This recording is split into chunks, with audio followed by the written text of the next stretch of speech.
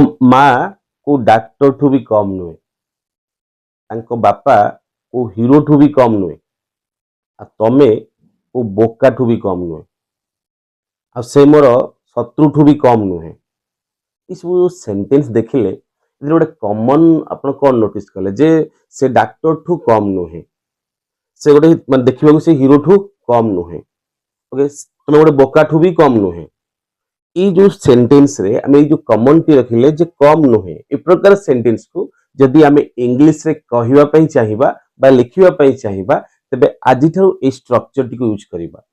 तो प्रथम ए phrase T use करिबा। तो फ्रेज टा होची कोन ना फर्स्ट हम यूज करिबा बी नथिंग शॉर्ट ऑफ, एटा होची फ्रेज, किंतु हमें फर्स्ट यूज करिबा सब्जेक्ट, सब्जेक्ट पर हमें बी यूज करिबा, बी माने इज आमार, तापर हम यूज करिबा nothing short of a, nothing short of a, Etah common रखिबा।